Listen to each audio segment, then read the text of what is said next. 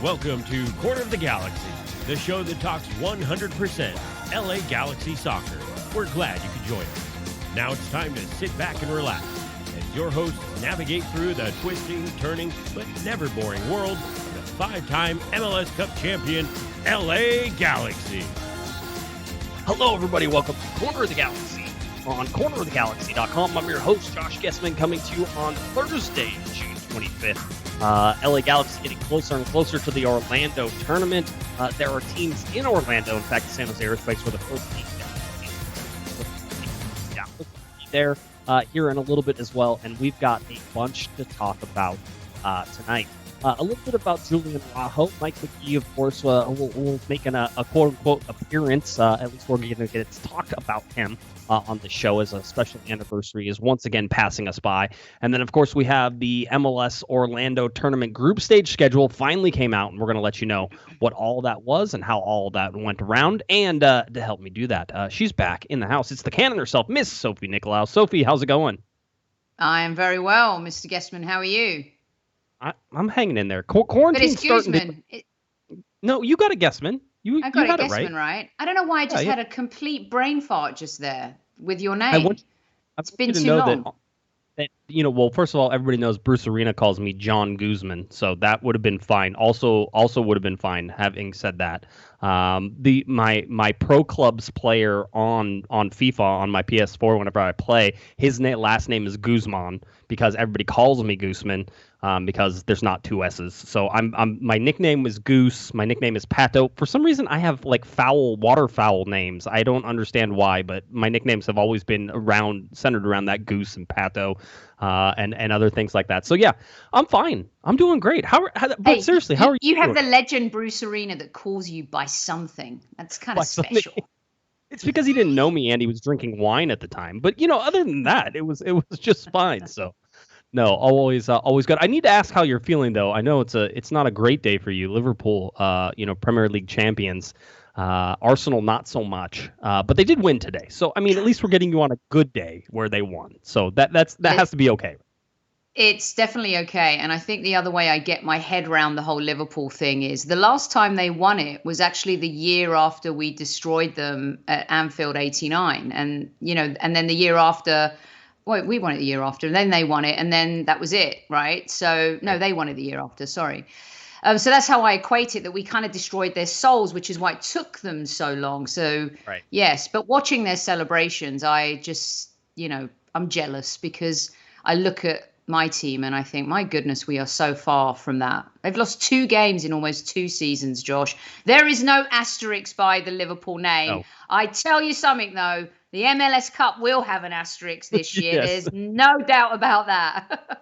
Yeah, I don't think you can look at that any other way. And we keep talking about how there's supposed to be a regular season after this tournament, Sophie, and just with COVID-19 and the way it keeps going, I keep thinking we may only see this tournament. You may get to watch the LA Galaxy play 3 games, and if they don't play them very well, you may not get to see the LA Galaxy play more than 3 games this year. So you will have a total season of 5 games for the LA Galaxy that maybe you watch. And I've been more optimistic on that at times, and I'm more pessimistic at times. You're catching me on a pessimistic day. I'm not so sure that there's a tournament after, or there's a regular season after this tournament. That explains the black T-shirt. Usually you're rocking some kind of tee, and it's a talking tee a lot. But today you're in black, Yes, but, yes. I have my goal 5. My goal 5 equal play. It's a goal 5 is a soccer company that is run and put on by women, and so this was one of my favorite shirts. They make like a couple men's shirts, which is, by the way, as it should be.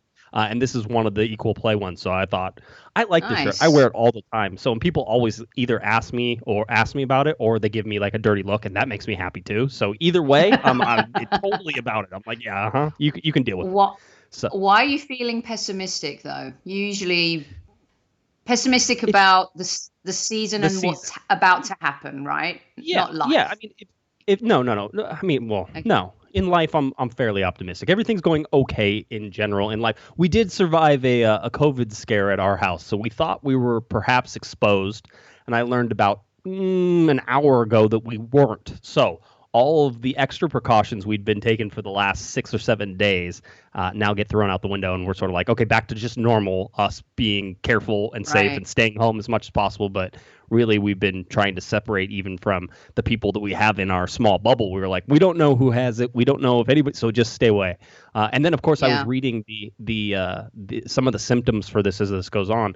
And I have to say that COVID-19 has to be one of the most frustratingly vague diseases I've ever seen. It's like, hey, do you have an earache? Yeah, it could be an earache. Do you have a headache? Yeah, it could be a headache. Oh, is it a cough? Yeah, it could be a cough. Do you have to have a fever? No, you don't have to have a fever. But if you have a fever, well, I mean, it could be it. I mean, it's all these things. Yeah. You're like, did you have to do the test? Because Tony had to do the test. We had a scare too, and one of the things we were saying, how is it possible after not leaving the house, wearing gloves everywhere we go, wearing a mask, and we have symptoms of, like the flu or it's incredible. But it was negative. So that's a good thing. But the process of the test and going and lining up and, it's like a scene from Contagion, right? It's kind of feels like you're in a scene from a movie. It's crazy. Yeah. Well, we have, so we didn't have to get the test because we thought we might have been exposed like once removed type thing. So it was a whole thing. Like technically where we were at and the people we were with, they might have been exposed the day before. So we were waiting to see if the people who they thought they were exposed to got a positive test. And we found out today their test came back negative. So then basically down the chain is also negative. And we're like, okay, we're all good. Everybody go back to normal station. But right next door to me, where I'm an essential business and we've been working right next door to our place. They are doing COVID-19 testing. In fact, so much that we've had to lock our door and put signs on it and said there is no COVID-19 testing here, because then we have all these people coming to our front door. We're like, hey, it's around the corner. So we've been directing people around the corner and doing all that. But I know the tests. I've seen what they do and that type of thing. And I mean, these players, as we talk about the tournament, they're going to get tested every other day. And that means, that's a lot. Now they're doing combinations of different ones where they have like the nasal swab, which is the uncomfortable one and nobody really wants to do it. And then there's also, I guess, a saliva one that they're doing as well. So it's not the nose one all the time. But at the same time, I don't think any of them are comfortable. And with the rising cases in Orlando, with the rising cases in Orange County and LA County and California and Florida and Texas and Arizona, this is where my negativity comes from. It's sort of like, okay, because we didn't do a good enough job handling this to begin with. Now we're dealing with an extended first wave. And so, it makes me worried about what's going to happen in September and October, whenever the flu hits and you have this at the same time. So it's going to be an interesting rest of the year, I have a feeling. Oh yeah, I mean, you've hit the nail on the head there, Josh. I completely agree with everything that you've said, and look what's happening to the Orlando Pride. The other factor that comes into this, right, is trust, right? So much. And it's so huge. We saw I can't remember, was it Schalke's manager, and when the Bundesliga first returned, he popped to the store quickly to grab some soap or whatever it is, and boom, he has to be quarantined. And I think that's the biggest thing for these Orlando Pride players too. It's a teammate has kind of broken the rules and put everyone in jeopardy. Forget about competing, but just putting your teammates in jeopardy. So the trust factor is going to be really big. I mean, are they going to have a curfew?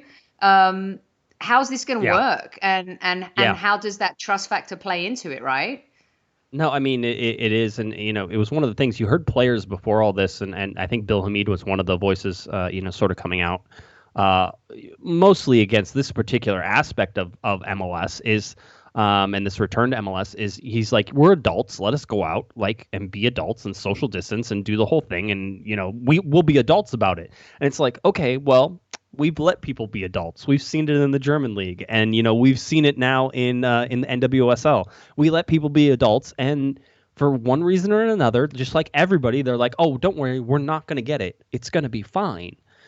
Except that they do, and it's not. And listen, the vast majority that we've seen inside of the sporting world, Sophie, have been either asymptomatic or light symptoms. I mean, you're not talking about people who are really sick, and that probably has something to do with the age, and it has to do with the health of the players. I mean, you don't get much more in shape and in sort of better cardiovascular than I think than soccer players are sort of the all around athlete as far as I can. I really put things on there. So you're not seeing these really sick people. So I mean, in that way, you're lucky, but at the same time, you can't have it spreading through these hotels. And you get to the hotel argument, and you say, okay, the Swan and Dolphin Hotel, which, by the way, I'm going to point out now, the Swan and Dolphin Hotel, which is where all of MLS and all the staff and all of the people who are going are going to be staying at, is on Disney World property, but it's not a Disney-operated property. It's operated by Marriott, and therefore the employees that work there are not Disney employees, but Marriott employees.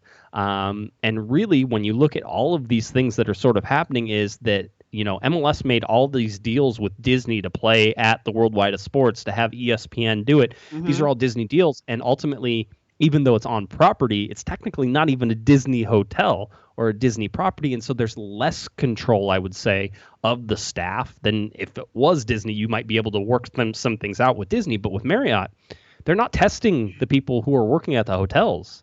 And they're not staying in a bubble. They're allowed to go in and out. And when you look at rising cases around that, what are the chances they're going to bring it inside? The good news is if they do bring it inside, it's going to get caught pretty fast because they're going to give it to one of the players, and one of the players is going to get tested, and it's going to be shut down pretty quick. I mean, that's the idea behind all this testing. But at the same time, I'm starting to lean, and I've been very much, hey, let's do this. Let's do it safely. Let's go.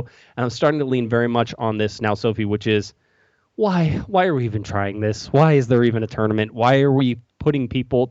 I don't want anybody to die for my entertainment. That's not what this is about. I can do podcasts about no soccer at all. We have been.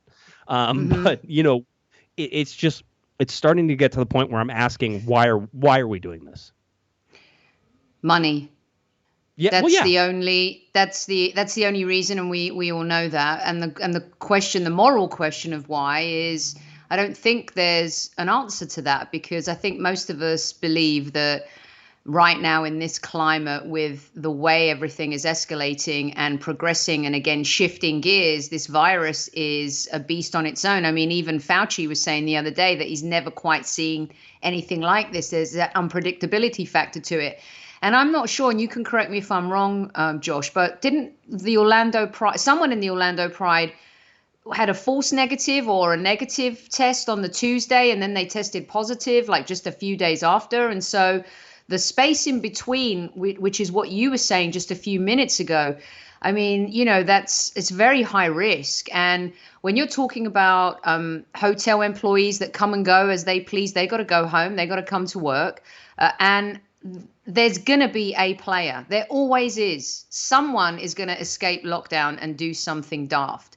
I mean, it's inevitable, is it not? No, it is. We were there was a group chat I was on, and we were trying to figure out which team would be most likely to have somebody break like curfew and go do something. And so in my mind, so I think you have to look at. I picked FC Dallas, all right, and it's the combination of younger kids, right? Like, you're looking for a younger team. You're looking for a team who's like, oh man, I'm invincible. Like, there's not, there's the whole thing. And FC Dallas always has the academy kids and all this stuff. I'm sure they're smart kids. I don't mean any disrespect, but I wanted to pick like a young team, and FC Dallas sort of pops in my head the first time. I'm trying to think do you have it off the top of your head? Could you think of a team that possibly you would think?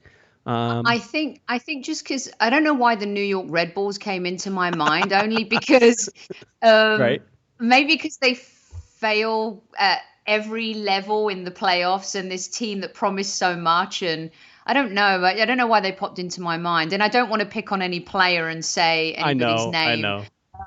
But I mean, I could just see it happening, and the financial ramifications of there not being any MLS football this season is, it can be devastating for a lot of teams. A lot of teams don't have that sustainability or that sponsorship or market that a lot of other teams do. And with new teams coming in as well, I mean, think about the investments made there, and this whole hoopla with Inter Miami and waiting for them to come into the league. And then you've got FC Austin as well, and teams that are coming down down the line too. So it's a really tricky situation. I understand why they're doing it, because they've built the league up so much and they've created this beast really. And now here we are where we're in a situation. I mean, the NBA, the NFL, MLB have just sorted out their mess and how they're coming back.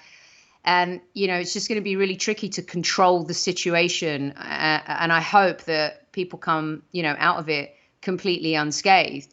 And it ends up being a great tournament that really has good quality football. I mean, it's taken Bundesliga a while to kick in. It's taken the Premier League. Today's game was between Chelsea and Manchester City was probably the best game that we've seen so far. It's just some really poor games. Players, especially on Arsenal, getting injured, dropping like flies. And so there's a health risk too. And I'm not sure that conversation's been talked about enough, Josh, in terms of forget the COVID safety. What about injuries and pushing players to come back after being off for so long? And they've not really been able to integrate as much, have they? It's just happened all very quickly. Yeah, that is. Hey, it's one of the reasons that FIFA even recognized that pretty earlier with the 5 subs. They were like, "Listen, you're going to need 5 subs. We understand that this is going to happen." So I always think it was funny. By the way, the chat room took a quick vote and decided that if Gio was still on the LA Galaxy, that he would be 100% likely to break curfew. So everybody's there. That's a pretty good call. I'm not going to disagree. And Jonathan would be there with him, by the way. If that happened, it would be Jonathan holding the door and being the lookout for Gio, because together they were a duo that got in trouble. So let's not let JDS escape. Now, JDS by himself, by the way, Jonathan by himself, fine. I'm not worried about him. He'll take it. But when his brother is there, they get into trouble. So I don't know what it is. Well, Jonathan will just get in trouble himself on his Instagram. He doesn't need his brother to help him these days. So well, see that would be Jonathan's thing, is he would go break curfew and then he would Instagram story it while he was doing it, and so then you would have that get in trouble. By the way, Joe on the chat room says that Miami would be likely to break curfew. So we'll see if that's maybe it's Orlando. Lots of young players there too. Lots of yes. Yeah. Yes. But by the way, this is a total family show. But if you've been following any of the Carlos Ruiz stuff, somebody in the chat room says, I heard Carlos Ruiz recently broke curfew as well. So that's a good joke, and we'll leave it at that. So I'll just slide that one. But here is, it's you look at all these things that are sort of set up for these guys in MLS and what's going to happen. You talked about the injuries, and it is a big deal. The Galaxy itself, and we're going to talk about it, currently have, I think, 25 players on the roster. And that's it. I expect maybe 1 or 2 more additions from the addition that we got today. But what you're going to see is that, people are going to get hurt in these 3 games in this group stage that they're playing. People are going to get hurt in the knockout rounds and these things. And it's going to be about teams that are probably deeper than teams like the LA Galaxy. So if you're looking at the Galaxy as sort of being at a disadvantage because of the size of their roster and because I would say the lack of depth that really they do have at almost every position across the board. You could say that this tournament could be really rough on the Galaxy, and maybe 3 games is enough in the group stage, and you just get through those 3 games and you try to get back to sort of a quote-unquote normal schedule if it all goes well after that. But the injury thing, you've seen it, the soft tissue injuries in the Bundesliga, the Premier League, every place that has come back, you've seen these injuries take a serious hit on all the teams that are playing there. And so, you have to, this is where it's different though, Sophie. I mean, for the most part, everybody's wrapping up their leagues, right? And the LA Galaxy and MLS are just starting the league. So not only the injury is going to play into account, but they could have long-term ramifications if they continue to play these games at, home venues after this. Yeah, at least some of the players in Europe were conditioned. The last game, I was actually in London for the last Arsenal game against West Ham, and that was March 1st or 2nd. Right. And so you're talking about a season that started in August of 2019. And so those players are a little bit more conditioned. So going into lockdown, they can just kind of keep working out every day. Yes, they're not going to be match fit. They're out for 3 months almost, but at least they were conditioned. And I think, how many days are there in between the games, Josh? Let's see. The LA Galaxy, I think, go 5 days between games. For the most part, let's see. Yep, 5 and 5. Yeah, it's 5 days between their games. So that's not bad. It's not bad in this instance in the Premier League. There's been 3 days in between some of these games to be able to wrap this puppy up, before the end of July. So 5 days isn't too bad. And I think I'm trusting the coaching staff. I mean, GBS takes it all very seriously, doesn't it? In terms of conditioning the players, working them down, whether it's after games, he's known to kind of hit them hard when it comes to playing bad, and he makes them work that much harder. So I have a lot of trust in him that he's really prepared.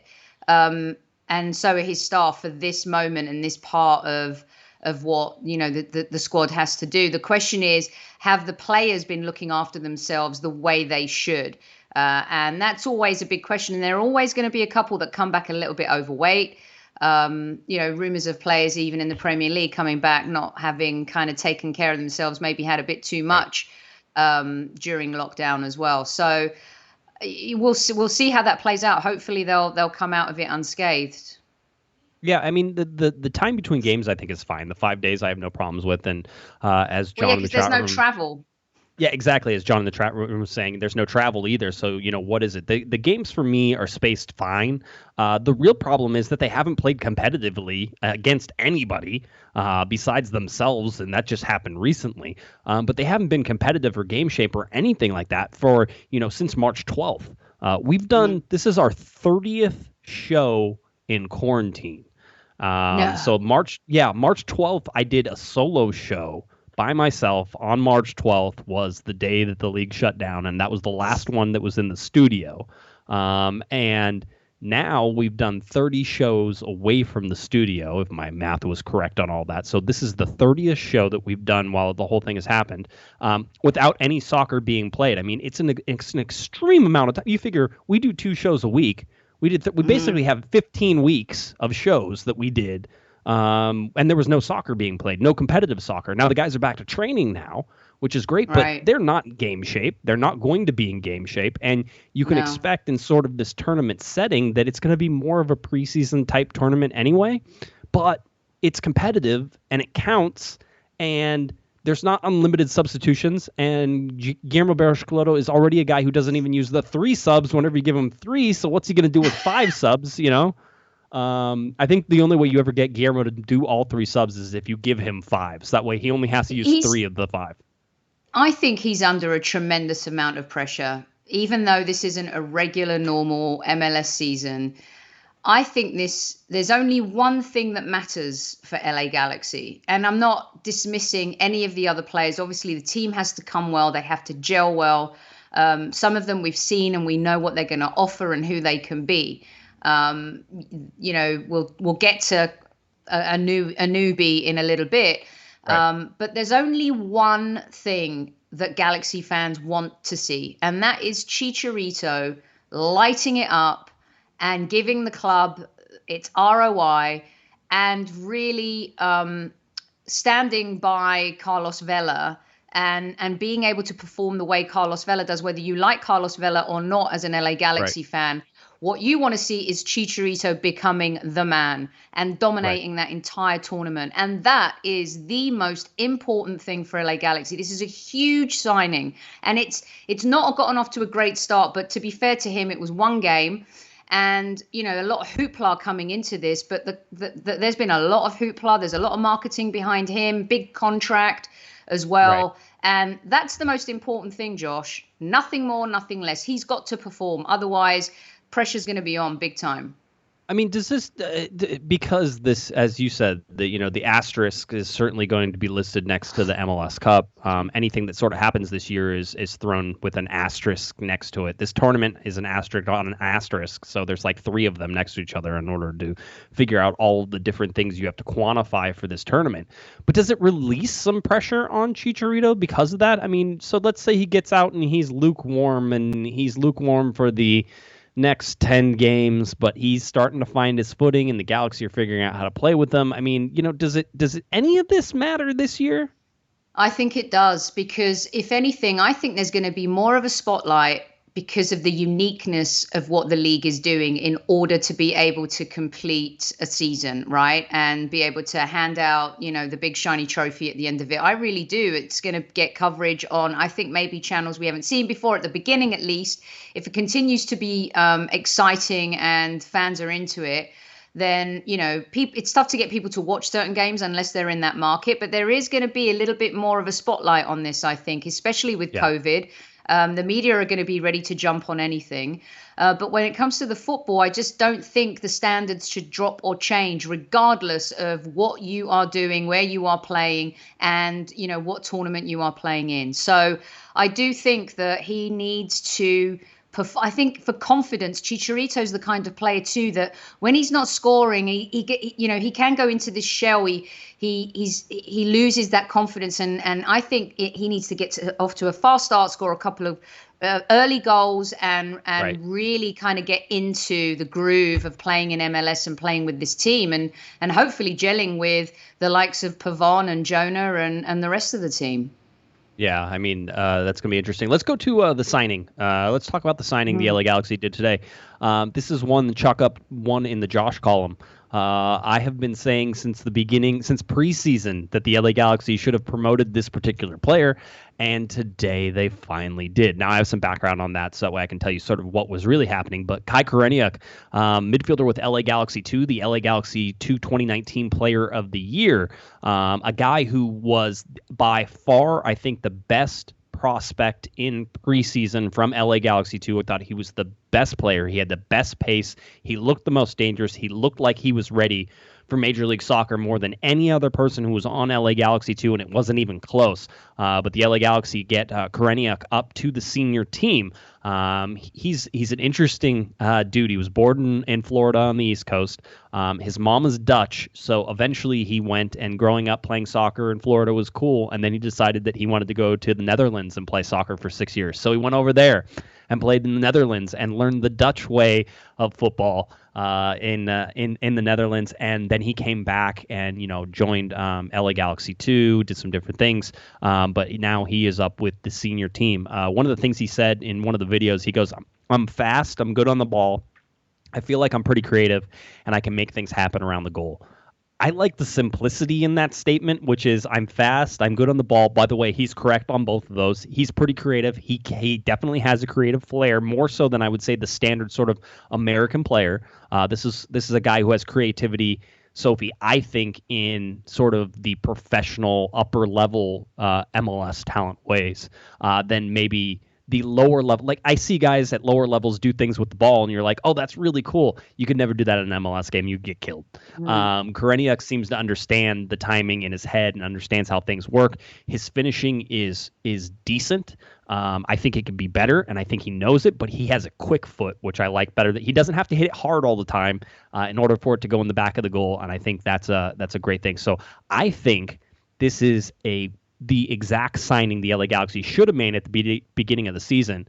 And I'll tell you this, Sophie, that they probably tried to. MLS actually froze the transfers in March on March 12th, when everything sort of shut down for a little while. They froze everything out. And whenever they froze everything out, basically Koreniuk got stuck in the queue waiting for everything to be opened back up. So MLS finally opened everything back up, and they were able to go ahead and announce the signing today. So I think this is a good one. Okay, so I don't know as much about him, and I would love to learn a lot more, of course, and I'm really looking forward to seeing him play, because I've seen a few people say this boy's decent, and I know that you had been talking about him previously, and that's a really good call on your part. And if he's, let's say, someone struggling up front positionally, is he versatile? What's his true kind of position? And if the team doesn't get off to a good start, is he the type of guy that can come in? Is this what they're banking on, or is his trajectory into the team over a period of time? So it's interesting, because if this was a regular season and everything was normal, I would say, hey, this guy can be some good relief for you in the second half. He's got a lot of energy. He can run for days because he's still relatively young. So, hey, this would be a good sub at the midfield position. And he plays the wing more than anything. And I think I've seen him on the left. He's left-footed. I think he's left-footed. But he can hit with both feet. So I'm not really generally concerned about that. But most of the stuff I've seen him play is left-sided midfield, which you're like, oh, well, Christian Pavone plays there. And I'm like, oh, okay, cool. What does GBS do with his wingers, his midfielders? He inverts them. And what position do the LA Galaxy currently have open if you didn't want to touch the lineup, losing Alexander Katai? If you wanted to get and Alexander Katai goes away and you just wanted to plop somebody into a position and you have a winger who you can invert, you could put Kai Koreniuk in there. I actually think that for this tournament, Sophie, because this is a tournament, because this is 5 games or 3 games in every 5 days, because you're going to look for the work rate that a younger player brings you and the defense that the younger player brings you and the offense that a younger player brings you, and you can plug him into a team that needs to sort of stay in the shape that they've been training for this whole time. If you move Koreniuk into that right midfield spot, I think that you could, I don't think that that's an issue. I think you do it, and I think you do it because it's a tournament, and who cares kind of what happens, but let him grow up in this tournament, because I think he could be a difference maker for the LA Galaxy eventually. So what you're saying is that when you said you thought this was the deal that should have happened earlier, this is the deal that should have happened instead of Katai? No, I mean, instead of him coming into the DP role, the Alessandrini role, they're not. Are they the? They're not the. No, I mean, so out goal scorer, right? Or he's a winger. No, but he's more of a winger, right? So you're going to get the crosses, and GBS certainly likes the crosses, but he's able to cut in. So he is more of like an Alessandrini type or a Katai. I mean, quite honestly, Katai and Alessandrini play a lot of the same way, and so. They never should have signed Katai if they would have looked into his history a little bit, just for like 20 or 30 minutes. You didn't have to do a real hard a search to find some of this stuff. And but it's one of those. If you knew it at the MLS meeting today. Yeah, I was gonna say you sort of picked that one off. But for Koreniuk, I mean, no, he's not Alexander Katai and he's not Roman Alessandrini, and you're not paying him to be those guys. But you don't have anybody else that really fits that position natively, right? You could move Leggett out wide to the right, which we've talked about. Mm-hmm. You could move, Kleshchin and Corona and Jonathan Dos Santos and Perry Kitchen. I mean, there's like 7 different central midfielders, and you could have Pavone on one side. If you wanted, you could switch Pavone to the other side and move somebody to the left side. You could move Pavone up to the top. I mean, there's a bunch of different things you could do to tweak the lineup to make it work, or you could just drop in one player who could play in that position, and he's probably fine there. So interesting. When you go through it like that, Josh, you kind of realize there's versatility in this team. And in this tournament, there's no depth. Yeah, but I still feel there's no depth. There isn't a lot of depth. No, versatility, yes. Depth in like one place on the field. I was talking to Mr. Christopher Tucker. Zero and I were having a little chat today, and he was like, well, who backs up, Chicharito? And you start going through the list of guys who would technically back him. And again, we talk about this the same way, which is you would probably move Pavone up top if Chicharito goes down and you can't. And then you could move other pieces around to fill in back spots. It starts moving things. But if you're talking a like for like, it's Gordon Wild, it's Ethan Zubak. And those aren't great suggestions either way right now. And they're just unproven. Just like Kai Koreniuk, by the way, is unproven, except that we've seen him play at LA Galaxy 2. We know that he can do it.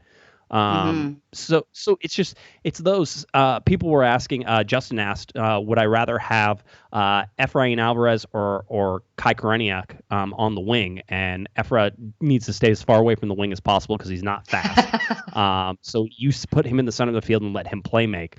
Koreniuk has speed and he's quick. And again, people who've been listening to this podcast since 2009 must just bang their heads against the desk on a regular basis. They're like, Josh is going to explain the difference between speed and quickness now. Koreniuk is a quick guy. He has quick moves. He can cut quickly. He can get up to top speed quickly. And then his top speed is fast. And so all of those things are interesting. And the only reason Josh has memorized all of these like quickness versus speed things is because in baseball in high school I was very quick. I just wasn't very fast. So I could usually get to places quickly, but my top speed was I wasn't exactly flying through the air. So All those things sort of matter. So, but yeah, it's, for me, Koreniuk was a good signing. It was the signing they should have made. It's now the 25th player. And remember, Sophie, in these tournaments right now, you can dress 23 players. So 2 guys are going to have to not be on the team sheet, and they have to go sit in the stands a little bit higher than the rest of the team that's going to be sitting there right now. So we'll see that. Actually, it's only 1 because technically speaking, Danilo Acosta still not ready to return. So I think we're right around 25 total players, even with Acosta there as well. So that's sort of what we have on Koreniuk. Is there any type of window during this tournament? There's supposed to be a 2 or as loose as you want to make it. There's supposed to be like a 2-day window that's going to open just before the tournament, and then it's going to close, and then you're going to go through the tournament, and then after the tournament, I think they're predicting that there's going to be a 30-day window like there normally is around the summertime to allow MLS to capitalize on teams going out of business. Is my guess, because I think there's something to that. So we're going to watch to see what MLS can pick up. But yeah, that was it. That was sort of fun with Koreniuk. Let's shift real quickly to Julian Araujo, because I wanted to cover this because I think this is an awesome, cool little story. Julian Araujo fed farm workers in Lompoc today, in Lompoc, California. There's a couple things I think this is really cool for a couple of different reasons. Number one is he's from that area. So him doing that it makes sense, right? He goes to where he's from and he helps people out, and the farm workers, the migrant workers who are there working in the fields, during this COVID-19 pandemic. He's out there and he's feeding them. Now, I think the cooler part of this is it doesn't seem like the LA Galaxy had much to do with it, Sophie. It seems like he sort of took the initiative on himself, which is cool. Like that's what you. I love that. I love it's that. One thing if a team sets things up and then you just go up there and wave and stuff like that. It seems like, at least from my initial talks with the Galaxy, was like I surprised one of them. Like, hey, what's this thing? He goes, I knew nothing about this until today. So this is something we weren't involved in. This is Julian Araujo going out and doing it. So I don't know. I just go ahead. So many players. They don't get the credit. I think a lot of the times we're ready to jump on players, and sometimes we feel like, the teams are the community. They're part of the community, and sometimes things to fans or others, media, may seem mechanical. But I think during this time, some athletes have done some incredible things for many people.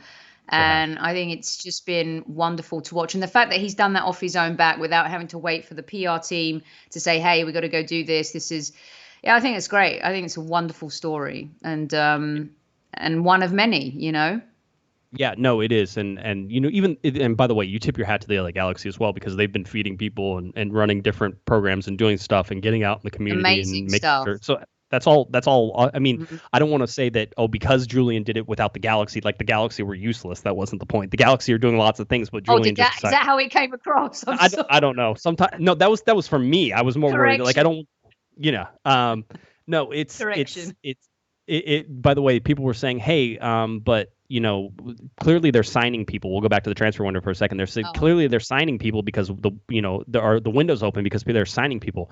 Technically, the window's not open yet. They're allowed to make announcements, but they can't officially add them to the roster until the window opens, and they will open a window, and then all of these will be quote unquote official.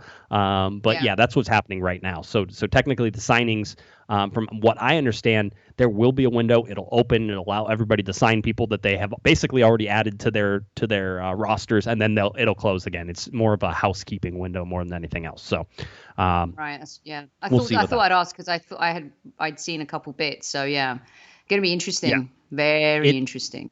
Dude, this summer transfer window is going to be just so. It's super interesting from the perspective of I have no idea what's going to happen, but because you have no idea what's going to happen, it's very difficult to predict. People in the chat room are saying, hey, are they going to sign any bigger names? It's like, sure. I mean, yeah, okay, sure. Alan Franco, by the way, still seems like he's going to be signed by the LA Galaxy. I don't know if that happens before this tournament. I don't think so. It'll probably happen after the tournament, but Alan Franco still seems like that's a thing that's happening. So that's there. But, is there a bigger name on the horizon? I haven't heard of one, and I've seen lots of rumors that seem to me to be all BS.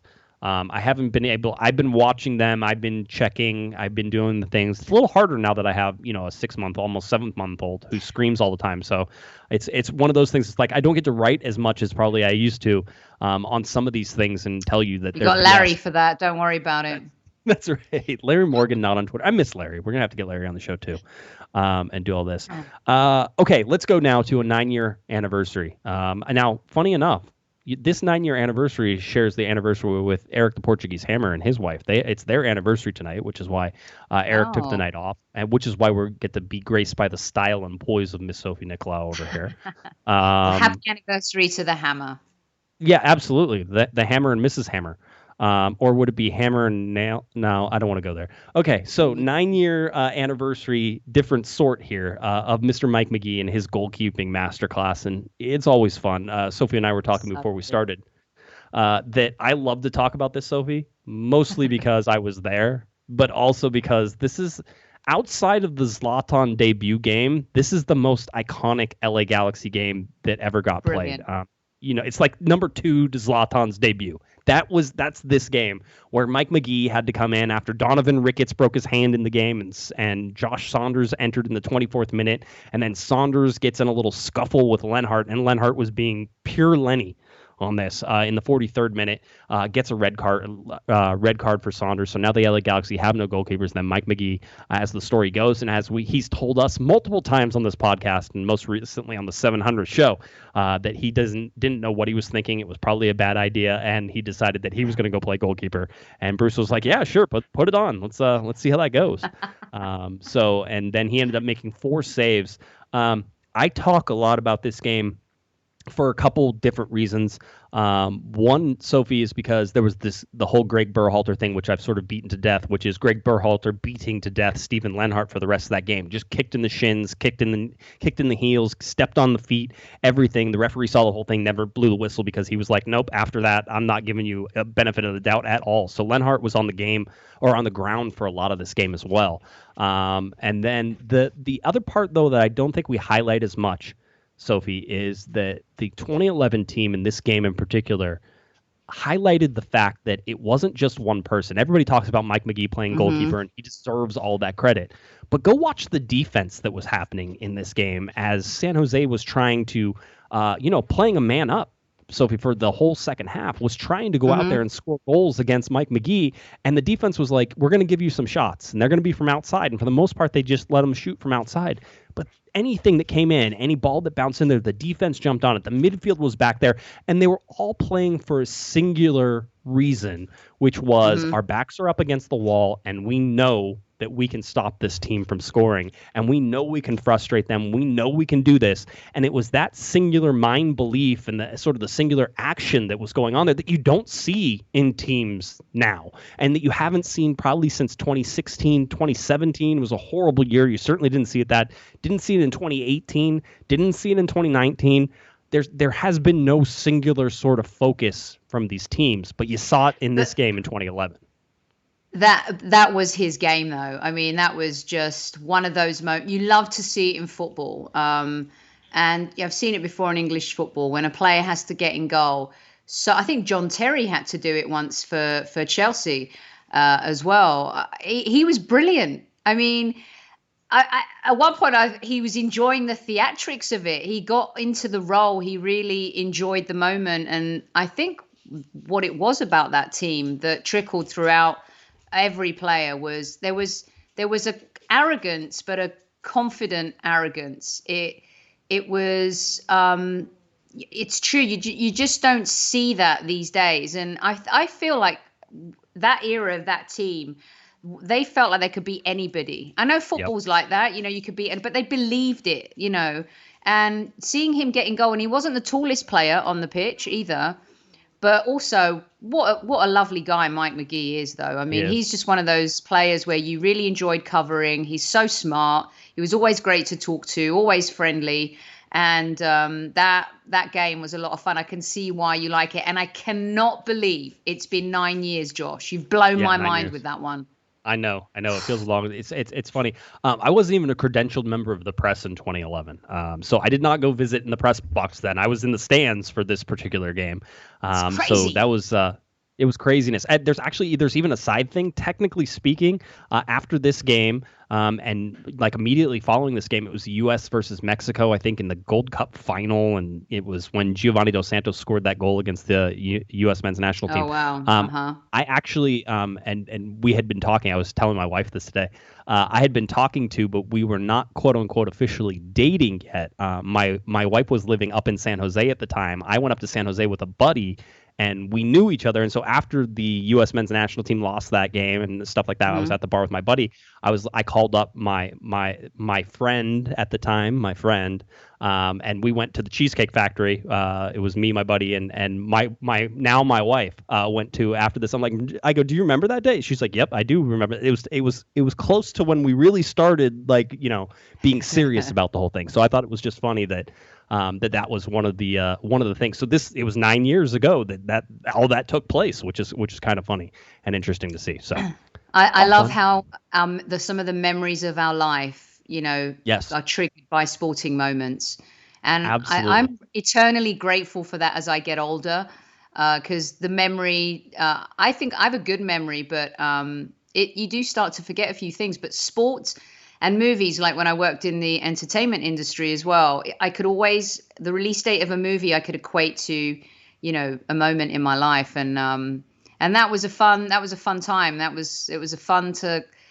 cover that team at that time as well. And a lot of interest in that team, of course, because of who was on it internationally as well. So it kept me fairly busy at the time. I was going to say David Beckham, Robbie Keane came in the 2011 season towards the end. He actually wasn't there yet for this game because he doesn't come in until he comes in the second half of he was there in 11. Well, he just 12, 11, yeah, he was there in 11 and he helped, but he wasn't there until I think August was when, because I think he only played like 8 regular season games that year in 11 for the Galaxy to win their first cup then, and then they doubled in 2012 and had the off year in 13 and then won it again in 14.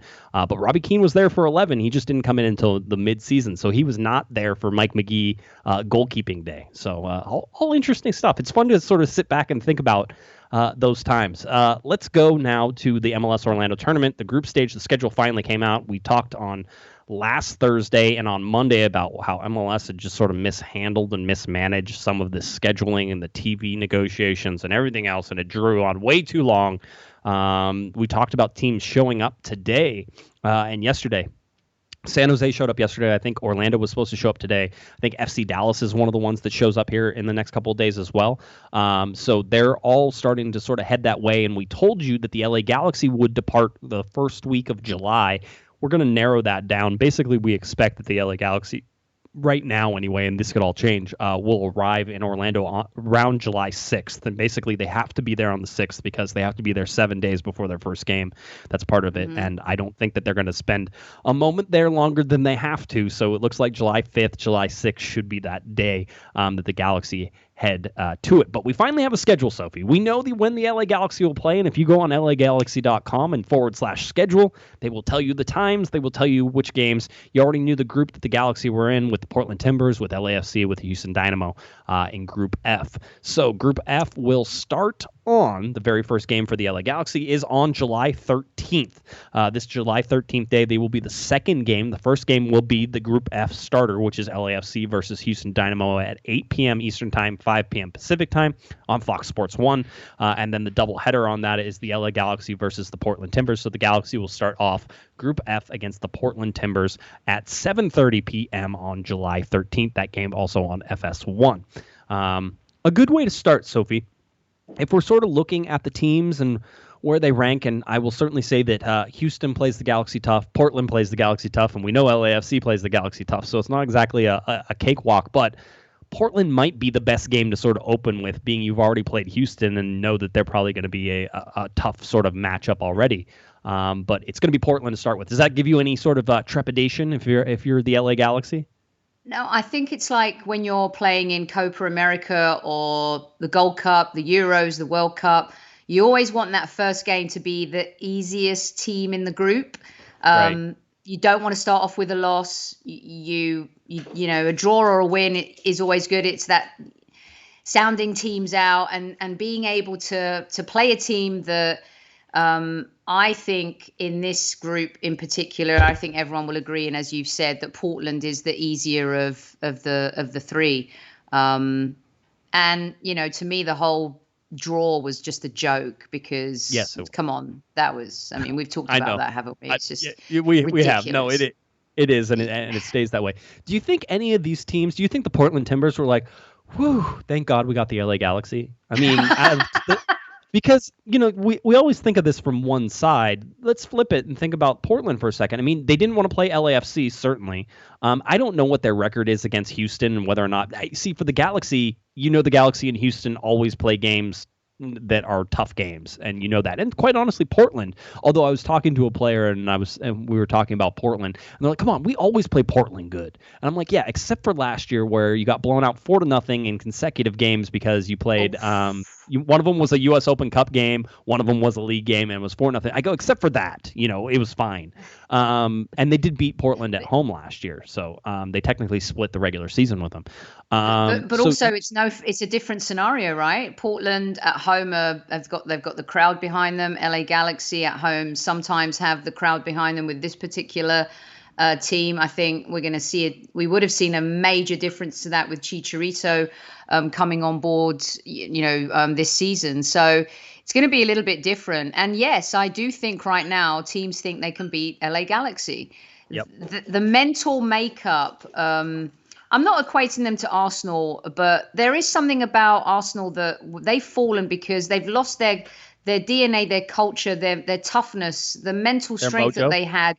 Yes, pretty much their mojo, yes. And LA Galaxy, I feel like they used to be able to go out on the field. You got the stars on your shirt. Teams were intimidated by those squads. They really were. They had an edge before the game even started, and they lack that now. There isn't that feeling. I think most teams feel like they can definitely beat them, get a result from them. So this isn't going to be easy by any stretch. No. Right. So it's going to be tough. It's going to be really tough. It's going to be very tough to get out. And there's some tweaks here. We'll talk about the format tweak as well. Okay, let's go to the second game for the LA Galaxy. 5 days between the game on July 13th. Then we have a game on July 18th. The LA Galaxy are going up against LAFC. So this is the East Coast El Tráfico, the Orlando El Tráfico. So this is the game that it really highlights the entire group stage. So I think MLS did a good job of not making this the last game of the group because sometimes the last game of the group is not the best game because people are protecting their interests and a lot of things could already be decided by then. I don't think in this group it's going to be, but it'll be interesting to see. So it's a 7:30 p.m. kickoff time, ESPN, Saturday, July 18th. So they got it on the weekend. They got the prime time spot on 7:30 at 7:30 p.m. They got it on ESPN. They're doing all the things really that they could to make this game as big as they can. It'll be the second game of the doubleheader, the Portland Timbers versus Houston Dynamo. I think, and I didn't go through and check all the groups, and certainly Group A has 6 teams. But for the most part, MLS is trying to get all of the groups to play their group games at basically the same day. So that way, whenever you go and play another game against a group opponent, you're playing them with the same amount of rest, basically, as the last one. Only a couple hours difference at most whenever you look at this. So El Tráfico, Sophie, what do you think of El Tráfico in Orlando? Yep. Well, I hope there's traffic. I hope they deliver some type of traffic. Very important for it to feel authentic and real. And well, Vinny, start. No, Vinny, it's not your turn to speak now. Just give me a minute. Vinny's like the coolest. We were talking before this. Vinny is like my favorite dog ever. So you let Vinny do. It's not like Kevin, where Kevin's dog comes in or Kevin's squeaky chair stops things. Don't worry about it. Vinny's forgiven. He's fine. So I'm fine with it. Squeaky toy. So perfect. So yeah, I mean, right now LAFC are the team to beat, even though they're not the current holders of MLS Cup. They have the edge over us just for now. I say us loosely. I mean LA Galaxy. They have the edge, and these are facts. I mean, I think that win in the playoffs last season was huge for them mentally. They had to overcome that hurdle, and they did so. And it was inevitable. It was bound to happen. So, but I still think it's the competitiveness runs through that squad for that game, and we've seen it. And we Well, have. I mean, I was going to say, it's going to take away anything, Sophie, because right now we're sort of assuming, and it seems that assumption is correct. Nobody really wants to correct this assumption. It seems like Carlos Vela will not be at this tournament. So it's not going to be, Carlos Vela will not be there. Chicharito is going to be there. He's already said he's going to be there. And by the way, apparently that was big news around the Spanish-speaking media yesterday, that Chicharito was going to be at the tournament, when we knew he was going to be at the tournament for like the last 3 weeks. But hey, what do we know? We've just been reporting it for... Did I miss a major memo? Why is Carlos Vela not playing the tournament? His wife is pregnant, and he's thinking that he's not going to go. And we thought the same could have happened technically for Chicharito, because Sarah, his wife, is also pregnant. And so, but it doesn't seem like that's going to be an issue. So he's going to go. So it's just Carlos Vela. So it's going to be a Carlos Vela-less LAFC, who picked up Bradley Wright Phillips. So they're going to have Bradley Wright Phillips. And against, Chicharito and the LA Galaxy. Does that take anything away from it? Yes, it actually does. Makes it a little bit boring, to be honest with you, because that's what people want to see. They want to see them playing against each other. And this, again, even more of an opportunity for Chicharito to be the one to shine. And he's actually going to be at the tournament. And his wife is pregnant also. He gets a lot of kudos from me to be going and to be doing that. So have I been living on planet Mars? How did I? What? I thought Vela was going to be there. So it's basically, it's like the worst kept secret. Everybody sort of has figured this out, and nobody's really saying that he's not going to be there. He's not going to be there. I mean, it seems that that's the case. Now, he could have a last minute change of heart and show up, but right now it seems like he's not going to be there, and that's going to be it. So anyway, let's get to the final game. Thursday, July 23rd. My birthday. See, isn't that nice of them? On my birthday, they're going to play the final game stage. So that will be the LA Galaxy versus Houston Dynamo. It is a 5 p.m. Pacific time kickoff on Fox Sports 1, Thursday, July 23rd. The final game, it is the second to last game of the group stage, because LAFC will take on the Portland Timbers right after this as the last game of the group. So Group F will close out this tournament, and it will be done.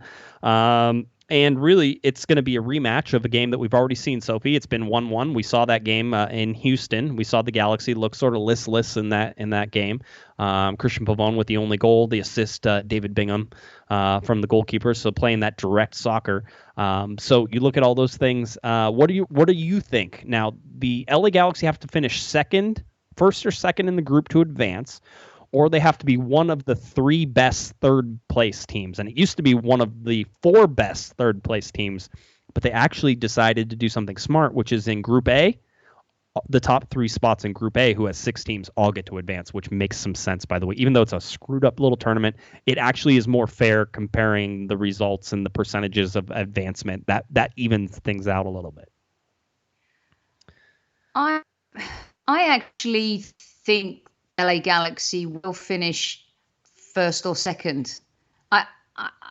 There's something, I don't know why. Like today, I woke up and I fancied Arsenal to win after they've been terrible.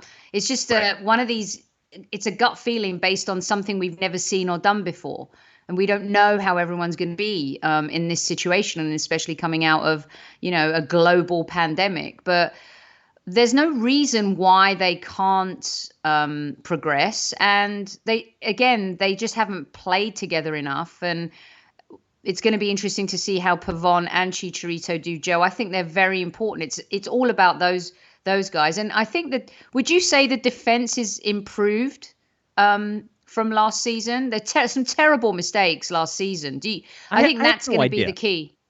I have no idea. I really don't know. We've seen this team play a couple preseason games, 2 preseason games. We've seen them play 2 regular season games. One they lost, one they drew. It's just, I don't know what this team is, and I don't think anybody else does. And I think that's probably true for most of Major League Soccer right now. I think the real advantage is going to come from the teams that have a bunch of returning players that know what they're doing and know how they're doing it. And so if you do that, we'll see, it's one of those things where you could look at that and say, well, could you predict this tournament based upon those different things? And I don't know the answer to that, and I don't, I would love to be able to sit here and tell you, oh yeah, the LA Galaxy would be just fine. Their defense is improved. I don't know if their defense is improved. It sounds like it could be improved. Yeah. But we'll see how it goes. It's true. It's true. We don't know. We don't know diddly. No, and we're trying to predict it off a coach who has been rather predictable in terms of how he plays, and I don't think that's necessarily a help at this point because how many, if you put somebody in the chat room earlier said this and I was laughing because I was like, it's kind of true. The LA Galaxy, I said, might only play 5 games this year. I mean, whenever you look at this and then it'll be over, they said 5 games, 5,000 crosses to the middle. And so I was sort of like, yeah, I could sort of see why that would be the way it is and sort of look at those things and say, yeah, with Guillermo, there's lots of crosses that come in and who's going to finish those. Listen, it's all about finding a style of play that fits this LA Galaxy team and not the Zlatan LA Galaxy team. So again, fans we don't just have a lot of confidence in him, do they? Not yet. I don't think he's earned it. What confidence can he had Zlatan, right? Now, I am the biggest believer that Zlatan was a great, amazing player, Sophie, but at the same time, he carried the team, but he carried them almost against the style of play that Guillermo wanted to play. And so now you look at how they're going to try to do it with Chicharito, who very much will not be able to carry this team, but can be a goal scorer for this team and be very successful if they play to his strengths. Zlatan just muscled the ball into the goal 90% of the times, and he could do that. I mean, what we saw with him is something we're never going to see again. So, I mean, it's one of those things you can't just sit there and rely on. Well, he's a worldie. He's a world-class player. Look, I know there were a lot of people, and I thought at times the jabs towards Zlatan were very unfair, in particular by some of the media folks. I just think, his arrogance played well to LA Galaxy fans. It did not play well to the league or opposing supporters. But there is no denying that the impact that he had was absolutely monumental. And without his goals, and he did things in games that won them completely on his own, right? Yep. The magic was unbelievable. So Chicharito's not that player. He hasn't been that player for years. It's all well and good signing him because, he's going to bring in the crowd, he's going to bring in the audience, he's going to bring in the sponsorship money. But if he's a dud on the pitch, that all goes away. Oh, yeah. All of it. Oh, yeah.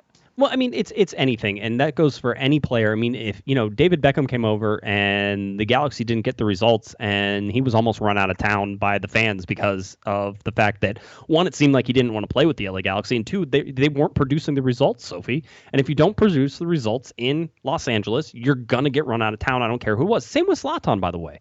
Huge risk signing Zlatan Ibrahimovic, coming off all of the injuries that he came off of, all of the things that are happening. I mean, that could have gone totally sideways. He's injured all the time. He doesn't play.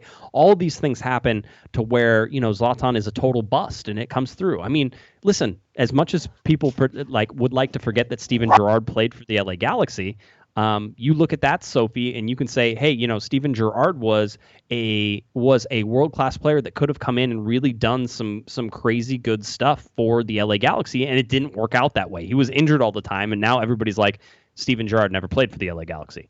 So you look at all those things. Can I ask you a quick question? Sorry to interrupt, but while it's right in my head, do you think there's a scenario whereby, let's say that Chicharito isn't performing well, the Galaxy aren't getting results, Chicharito is a little disgruntled, maybe, I don't know, but could you see a scenario where the coach would go at some point if it's not working with Chicharito? How do you see that? Like GBS would go? Yes. GBS would go? Yeah, of course. This is, again, it's Los Angeles. If you don't have the results, and here's the thing, they spent so much on Chicharito, it's not like you're going to get rid of Chicharito, right? You're not going to do that. Not at first. That's not going to happen. What I'm saying is, can he yield? Can he yield? He's going to have that power. He's the star player. So if it's not working out and he's not happy with the coach and the coach isn't delivering and he's not scoring, that LA Galaxy wouldn't think twice about getting rid of him. Correct.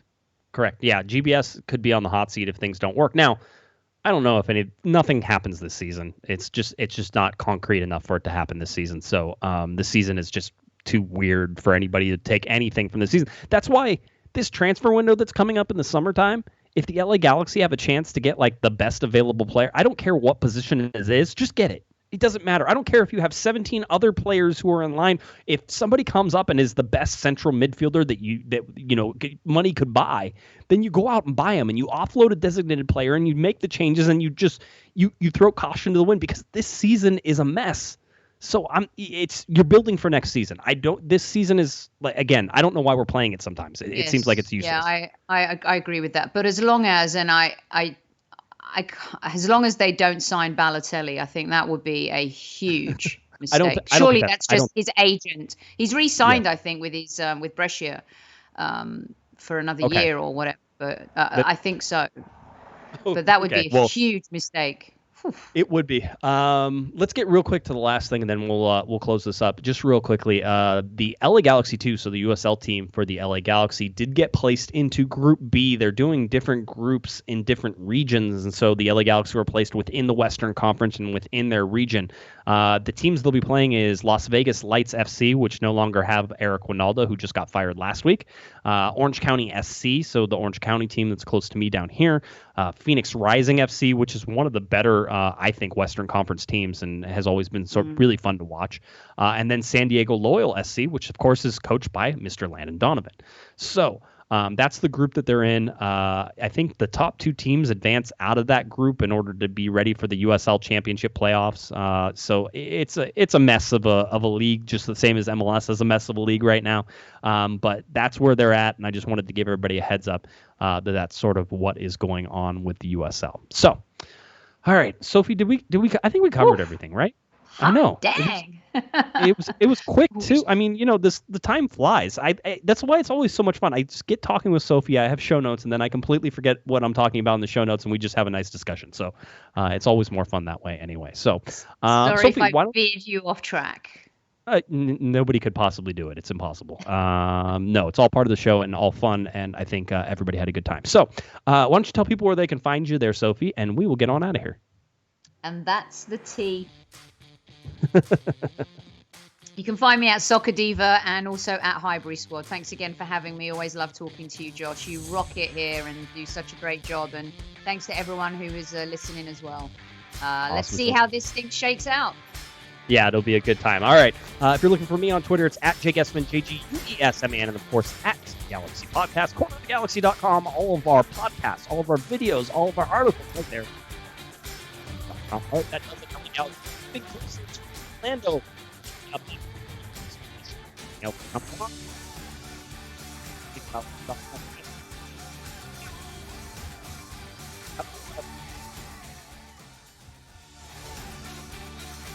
You've been listening to the Corner of the Galaxy podcast on cornerofthegalaxy.com.